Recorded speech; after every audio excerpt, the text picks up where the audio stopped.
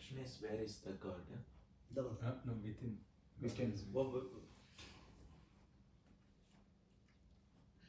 Where is the God? The location of the God in a human body is notional. It is not actual.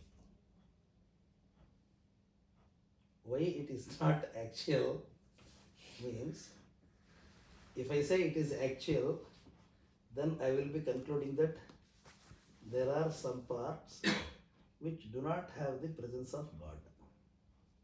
Where is it felt basically? That runs contradictory to my earlier statement. If God is supposed to be everywhere, but still you conclude that this is the principal seat of God, then I would be running a paradoxical statement, which is contradicting my own profession. That is the reason. That's what I am saying. So this is a notional this thing. If I say that the principal seat of government is 10 Downing Street, if I say this in this country, or 7 Lok Kalyan Marg in India, if I say this, what do I exactly mean? We mean that the head of the government is seated there and seen functional there for some time. It is not necessary for that person to be eternally there. Even while visiting several other parts, still the government would be functioning. Government necessarily does not mean just one person. The person heading the unit cannot be everything. Similarly, the God is a system of governance. It is found everywhere. Adho nishtya vitastyante nabhyam uparitishthati. This is vitasti. So approximately this is the Hridaya Desha. Hridesha Arjuna Tishtati. These are all actually metaphors. Well, it's felt. Yes, metaphor. Metaphor is actually, it is conveying a purpose. If my good friend, he is a medical profession, and if he is going to a cardiac thoracic surgeon, and if he is operating here, and if he does not see God here, then can that person be discarded? No, that way energy centers also. No, that way energy centers also not seen. That's why I say it's a metaphor.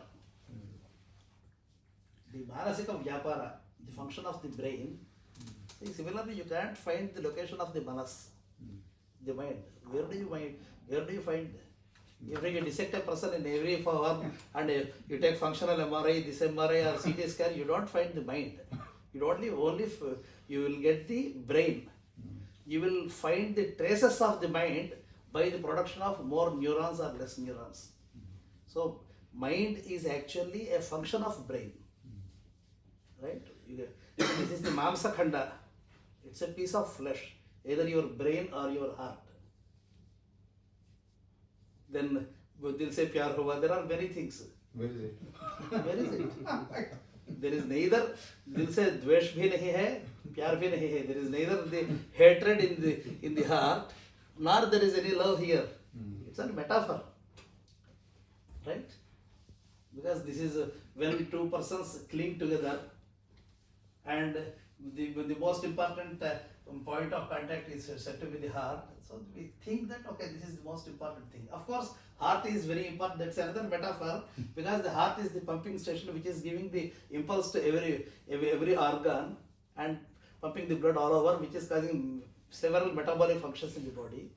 Similarly, these two hearts are together means these functions are aligned towards each other, and they both are attracted towards other, and they are working in tandem. So that is a system of conveying something important. So that's a metaphor actually. That is my understanding about the entity. Otherwise, my original statement would be contradicted by myself. But the heart is purified mind, right? I will take the side of the thoracic surgeon, and I don't agree with the heart is. No, in our classical sense, the heart is purest mind. We don't attribute, we don't agree with that statement. Heart is pure, heart is impure. That's all metaphoric expressions, that's it.